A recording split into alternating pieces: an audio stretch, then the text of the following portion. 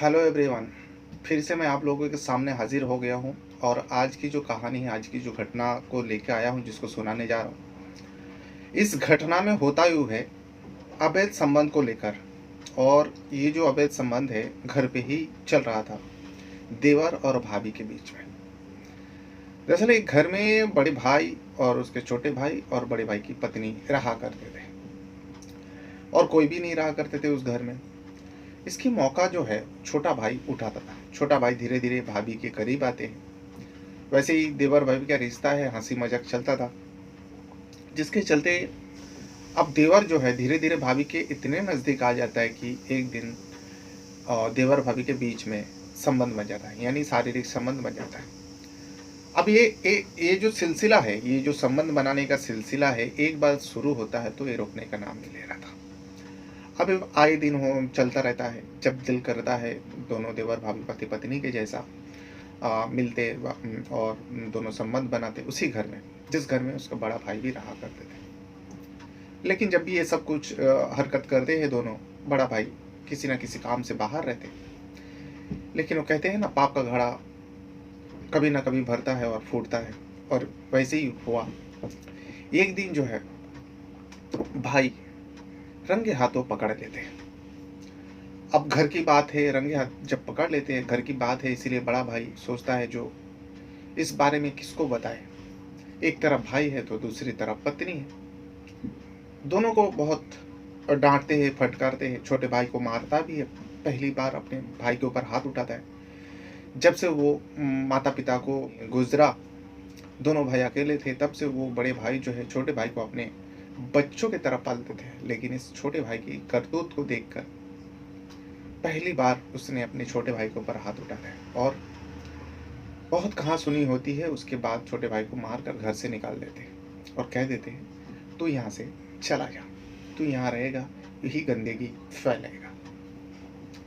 छोटे भाई भी 2-4 दिन के बाद उस गांव ही नहीं बल्कि उस राज्य को छोड़ देता है। छोड़ के दूसरे राज्य चले जाते हैं और वहाँ पे जाके रहने लगते, काम काज करने लगते। अब यहाँ पे बड़े भाई और पत्नी दोनों रहा करते, पति पत्नी। अब बड़े भाई सोचता है चलो, अब भाई भी बाहर गया, भाई भी वहाँ पे जाके कहीं ना कहीं उसको गलती का एहसास होगा, सुधर जाएगा। यहाँ पत्नी भी अकेली है तो अब वो कुछ कर नहीं सकती, जिसकी वजह से फिर से पटरी पे चल रहा था। लेकिन ये देवर भाभी के बीच में जो सिलसिला चल रहा था, भले शारीरिक संबंध नहीं बन रहा था दोनों की दूरियों की वजह से, लेकिन फोन पर लगे रहते थे, घंटों घंटों बातें करते थे, अश्लील बातें करते थे देवर भाभी। फिर से एक दिन जो है पति जो होता है, पत्नी की मोबाइल देखती है, जो अक्सर बातें किया करती है। अब बातों से तो कुछ फर्क नहीं पड़ता है, लेकिन एक दिन अश्लील चैट जो है व्हाट्सएप पर किया हुआ था, और वो जो नंबर था छोटा भाई का था। पूरा चैट पढ़ते हैं, पढ़ने के बाद बड़े भाई का होश उड़ जाता है। बड़े भाई फोन पर बहुत सारे उसको सुनाता है, जो जैसे ऐसा हरकत कर रहे हैं, और उसके ऊपर पत्नी के ऊपर भी मारते हैं, फटकारते हैं। लेकिन यहाँ पर जहाँ पर चले गए थे छोटा भाई इस कदर गुस्सा होता है बड़े भाई के ऊपर, जो पहला तो घर से निकाल दिया, अब भाभी से बात करता हो, इसमें भी भाई को दिक्कत है, क्योंकि छोटा भाई भी कहीं ना कहीं रह नहीं पा रहा था अपने भाभी के बिना। इसके चलते छोटा भाई जो फैसला करता है, इतना खौफनाक और इसका इतना खतरनाक फैसला करते हैं, जब इस फैसले को लेकर वो अंजाम तक पहुंच जाता है और अंजाम दे भी देता है। जब आसपास के लोगों को पता चलता है, पुलिस द्वारा, क्योंकि इसमें बड़े भाई की मौत हो जाता है और मारने वाला कोई और नहीं होता, छोटा भाई होता है। जब आसपास के लोगों को पता चलता है, पुलिस की छानबीन कई दिनों तक छानबीन करता रहा। जब सच्चाई सामने आता है, उस इलाका में सनसनी मच जाता है और हर किसी को यकीन करना मुश्किल हो रहा था, जो कोई भाई, खास करके ऐसे भाई जो जिस भाई ने बचपन से उसको पाला है, अपने बाप की तरह अपने छोटे बेटे की तरह पाल पोस के बड़ा किया। कहीं ना कहीं बड़ा भाई अपने बाप की जिम्मेदारी निभा रहा था, एक पिता का कमी महसूस नहीं होने दिया, और उस भाई ने ऐसा कदम उठा सकता और ऐसा हरकत कर सकता है। तो आज इसी केस के बारे में बताऊंगा, इसी मामले के बारे में बताऊंगा, आपको ये भी बताऊंगा क्या कोई एक अवैध संबंधी था, क्या और कोई वजह थी। तो फिर चलिए जानते पूरा घटना आखिर क्या है, कहाँ का है। तो जैसे कि मैं बता रहा था, जैसे कि मैं अब भी सुना रहा था आप लोगों को, ये घटना जो है बिहार प्रदेश का एक जगह आता है मधुबनी, और इसी मधुबनी का एक गांव से ये खबर जो है ज़्यादा पुरानी नहीं है, पिछले महीने की है, नवंबर चल रहा है, ये अक्टूबर महीने की 2023 की कहानी है। अक्टूबर महीने में 17 तारीख थी, दिन था और तारीख थी 17 अक्टूबर। शाम के वक्त गांव में गोली चलने की आवाज़ लोगों को कानों में सुनाई देती है। अब जब गांव के अंदर ऐसी हरकत होती है, गोली चलती है, तो खास करके लोग डर जाते हैं, जो कौन बदमाश आया गोली चला रहा है, सब अपने अपने घरों में घुस जाता है। लेकिन जब गोली की आवाज़ बंद होती है तो लोग धीरे धीरे बाहर आती है, और जिस साइड से आवाज़ आ रही थी, जिस तरफ से आवाज़ आ रही थी, लोग उस तरफ आगे बढ़ते हैं धीरे धीरे करके। तो एक घर मिलता है, जिस घर का मुखिया था विनोद कुमार यादव। अब इस विनोद कुमार के घर के पास लोग जब जाते हैं तो उसकी पत्नी की रोने की आवाज़ सुनाई देती है। तो लोगों को मालूम पड़ जाता है जो इसी घर में कुछ हुआ है। लोग जाते हैं, जाने के बाद देखते हैं विनोद कुमार जो है लहूलुहान घर के चौखट पे पड़ा हुआ है, और पत्नी रोए जा रही है, चिल्ला रही है, गुहार लगा रही है। लोग आते हैं, गोली मारने की वजह से लोग डरे हुए भी थे, कई बदमाश आसपास ना हो। किसी ने पुलिस को भी फ़ोन करता है जो ऐसा ऐसा हुआ है। अब गोली की बात है तो पुलिस भी आती है। पुलिस मौके पर पहुंचता है, विनोद कुमार यादव का हाल देखकर फौरन एम्बुलेंस बुलाता है और उसको हॉस्पिटल में ले जाया जाता है। लेकिन विनोद कुमार जो गंभीर रूप से घायल था, लेकिन जिंदा था, मरा नहीं था। अब उधर एडमिट होता है, और यहाँ पे घर के बारे में, आसपास के बारे में पूछताछ करता है, कौन था नहीं था, किसी को कुछ नहीं पता। ना तो पत्नी को कुछ पता थी और ना ही आसपास के लोगों को पता थी, क्योंकि आसपास लोग पहले ही डर गए थे और शाम के वक्त अंधेरा छा गए थे। किसी को कुछ नहीं खबर। लेकिन अब पुलिस सोचता है चलो ठीक है, अब ये विनोद कुमार ही बता सकते हैं। विनोद कुमार का जो बयान लेने के लिए हॉस्पिटल पहुंचता है, लेकिन डॉक्टर इनकार करते हैं, जो इनका बयान देने की स्थिति में नहीं है, बहुत ज़्यादा गंभीर है, नाजुक बनी, कभी भी कुछ भी हो सकता है। अब डॉक्टर का कहना मान के पुलिस भी हाथ धरे बैठे रह जाता है। आसपास के लोगों को, यानी घर के आसपास के लोगों को पूछताछ करते हैं। आसपास के लोगों को कुछ भी नहीं पता था। 3 दिन बीत जाता है। 3 दिन बीत जाने के बाद हॉस्पिटल से खबर आता है जो विनोद कुमार की मौत हो गई। अब पुलिस जिस इंतजार में बैठा था, चलो विनोद कुमार बता सकता है, लेकिन विनोद कुमार की मौत हो जाती है। अब विनोद कुमार की मौत हो जाने के बाद रिश्ते नाते सब लोग आते हैं। विनोद कुमार का एक छोटा भाई है जो मुंबई में रहा करते थे, अब हजारों किलोमीटर दूर रहा करते। भाई की मौत के बाद वो भी आता है। आने के बाद जो भी रीति रिवाज रहते हैं सब कुछ पूरा होता है। पोस्टमार्टम होती है। पोस्टमार्टम का जब रिपोर्ट आती है तो उसमें भी पता चलता है जो विनोद कुमार को गोली मारी गई थी। नॉर्मल सी बात है, क्योंकि लोगों के सामने हुआ सब कुछ। बॉडी को परिजन के हवाले कर देते हैं, अंतिम संस्कार होता है। और जो मुंबई से छोटा वाला भाई आया था, उनका नाम था सरोज कुमार यादव। सरोज कुमार मुंह में अग्नि लगाता है, क्योंकि परिवार में अपने में तो और कोई नहीं था। यहाँ सब कुछ लाश के साथ जो भी रीति रिवाज रहता है वो सब पूरा हो जाता है। अब पुलिस इसका इन्वेस्टिगेशन करता है। सबसे पहले तो विनोद कुमार के बारे में ही पता करते हैं, जो विनोद कुमार किस टाइप का इंसान था। क्या किसी इंसान से लफड़ाबाजी या फिर किसी से झगड़ा विवाद, इस सब मामले में सब पुलिस जानकारी इकट्ठा कर रहे थे। लेकिन विनोद कुमार जो है सीधा साधा इंसान था, नॉर्मल इंसान था, किसी से झगड़ा नहीं, विवाद नहीं, किसी से लेन देन नहीं, ये सारी चीज़ पता चलता है। पुलिस भी सोचता है एक ऐसा नॉर्मल इंसान के साथ ऐसा कैसे दुश्मनी हो सकता है जो गोली मार के उसको मौत के घाट उतारा। कुछ तो वजह रहा होगा, या किसी लड़की के साथ अफेयर रहा होगा, इसने शादी कर लिया या उसने मना कर दिया, फिर ये सब मामले भी हो सकता है। लेकिन ऐसे मामलों में भी विनोद कुमार क्लीन था। यानी चारों तरफ से विनोद कुमार का जो भी मामला पुलिस सोच रहे थे ऐसा हो सकता है वैसा हो सकता है, वो सब चीज़ों से विनोद कुमार एकदम क्लीन निकालता है। अब उसके बाद छोटा भाई जो है सरोज कुमार से भी पूछा जाता है, जो हो सकता है तुम्हें कुछ पता हो। लेकिन सरोज कुमार बताता है मैं तो सालों से मुंबई में रह रहा हूँ और मुझे तो पता भी नहीं, और भाई के कौन ऐसे तो दुश्मन तो कोई भी नहीं है, लेकिन पता नहीं मेरे जाने के बाद हो सकता है कोई दुश्मन पाल लिया हो, किसी के साथ अनबन हुई हो, झगड़ा हुआ हो।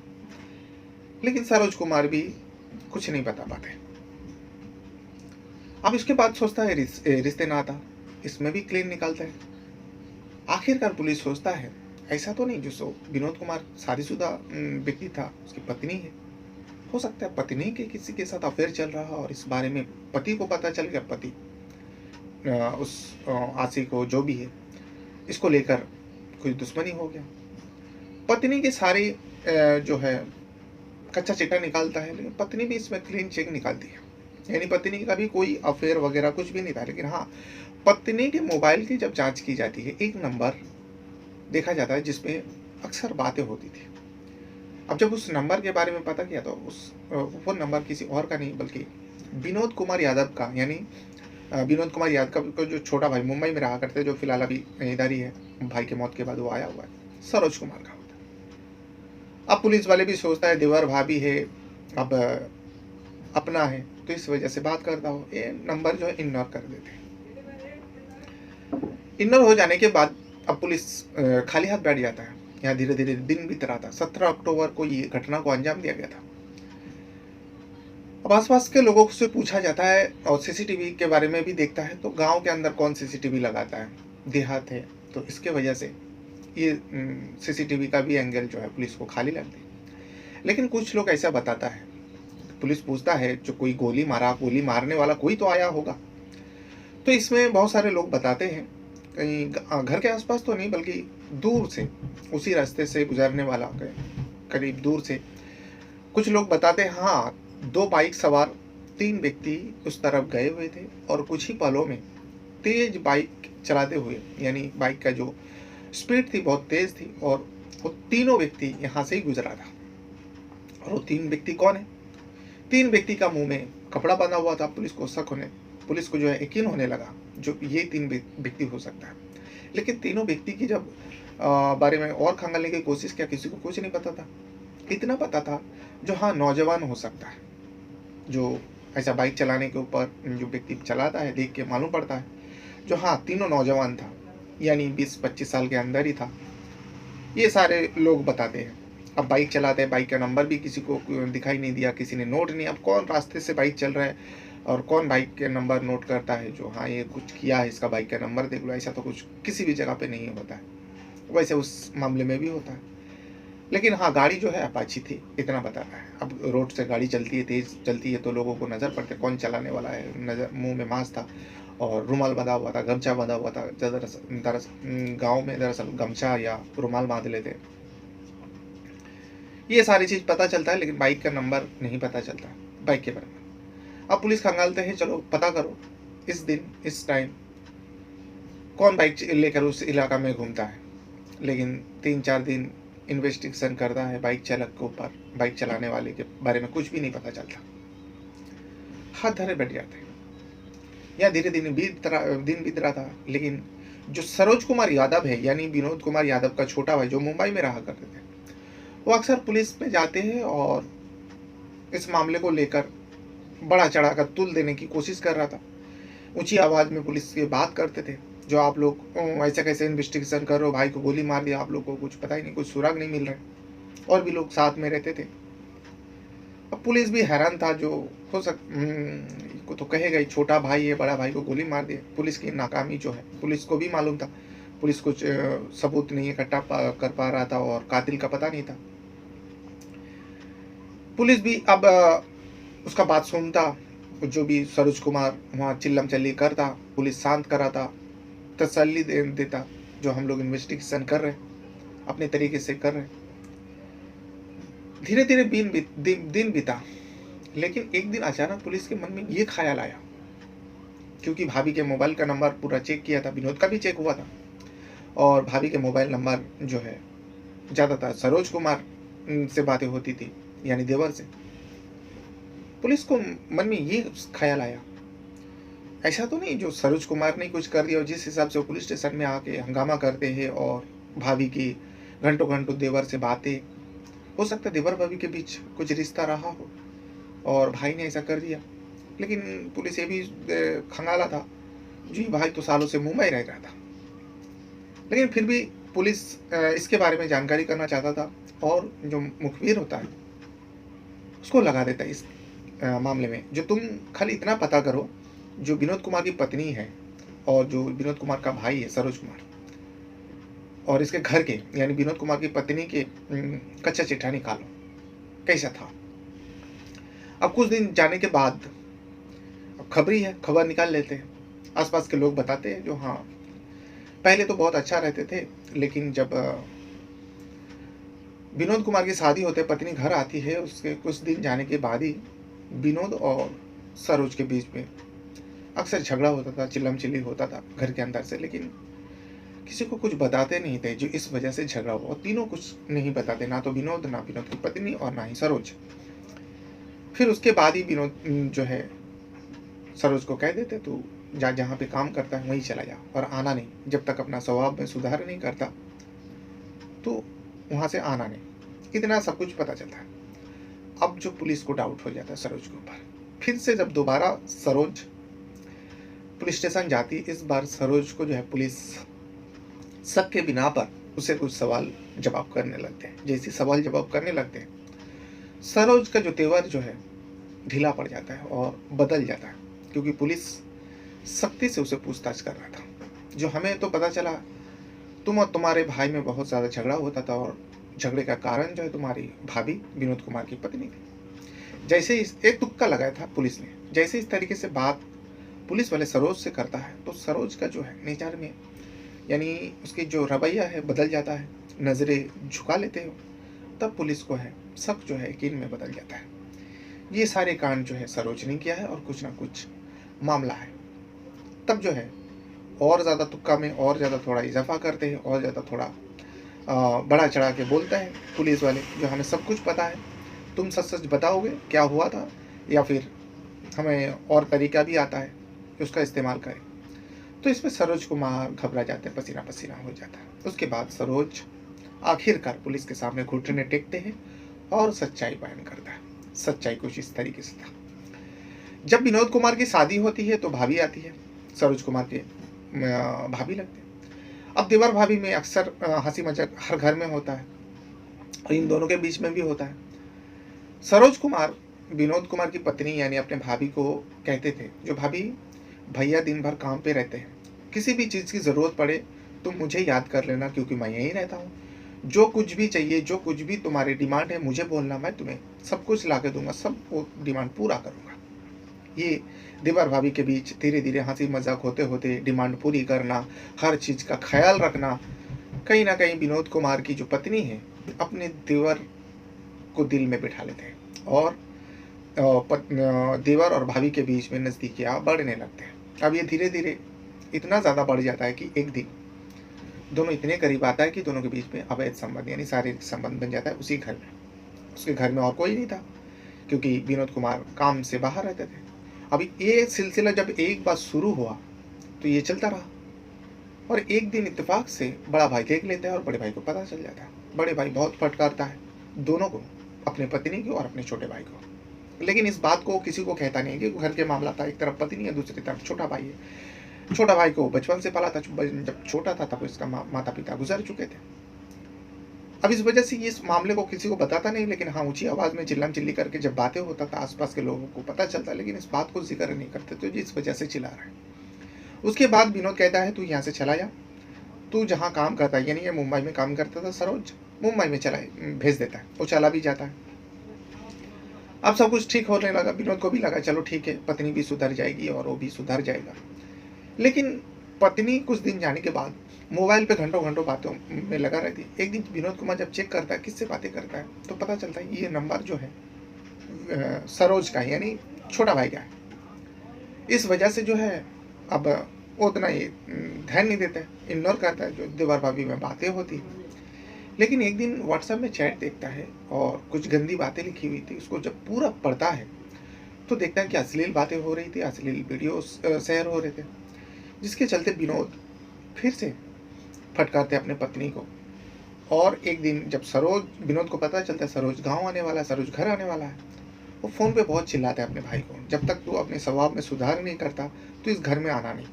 ये सारी चीज़ विनोद सरोज को बताता है और सरोज को इतना ज़्यादा गुस्सा आता है कि अपने बड़े भाई के ऊपर वो एक खौफनाक प्लान रच लेते हैं अपने बड़े भाई को रास्ते से हटाने के लिए।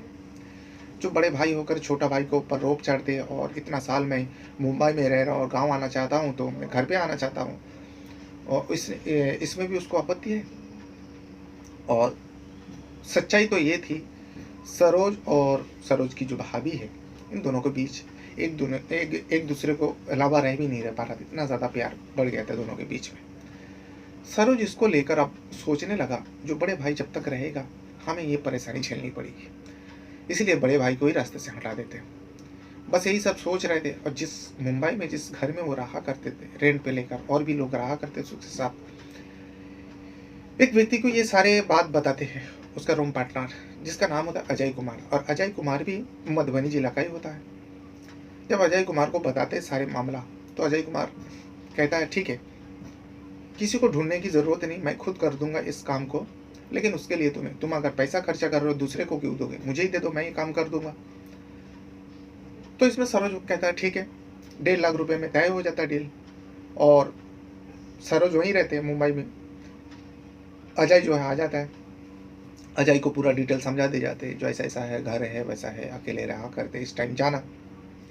अजय जब गांव आता है, 2 साथी को जुगाड़ करता है। आने से पहले 30,000 रुपये एडवांस मुंबई में ले चुका था सरोज से। 30,000 रुपये एडवांस भी लेके वो यहाँ गांव आ जाता है। और गांव आने के बाद 2 साथी को और जुगाड़ करने के बाद एक दिन 17 अक्टूबर को शाम के वक्त अजय कुमार ठाकुर और अपने 2 साथी के साथ एक अपाची गाड़ी लेता है और उस विनोद कुमार के घर पे जाते हैं और विनोद कुमार को गोली मार देते हैं। गोली मार के वहाँ से फरार हो जाता है। उसके तय मुताबिक फिर जब ये सब घटना सामने हो रहा था, तो सरोज भी आया था गांव। सरोज आने के बाद फिर से अजय से मिलता है, 40,000 कुछ पैसा और देता है, जो देना था वो भी दे देता है, लेकिन कुछ 40,000 रुपये देना बाकी था। अब ये सारी चीज़ उगल रहा था पुलिस वाले को, और जो फरार थे, जो मतलब शूटर थे, उन लोगों को पकड़ नहीं था। अब पुलिस सोचता है इन तीनों को पकड़ना है, और इन तीनों को पकड़ने के लिए सरोज को ही चारा बनाता है। सरोज को कहा जाता है पुलिस द्वारा, जो तुम अजय को फ़ोन करो, और जो तुम्हारा जो पैसा देना बाकी था वो रेडी है, पैसा आके लेके जाए। सरोज फ़ोन करता है अजय को। अब सरोज को उठा लिया पुलिस, ये अजय को नहीं पता था। सरोज अपने मोबाइल से पुलिस के सामने अजय कुमार ठाकुर को फ़ोन करता है, जो भाई बाकी का पैसा ले लो, इस जगह पे मिलो।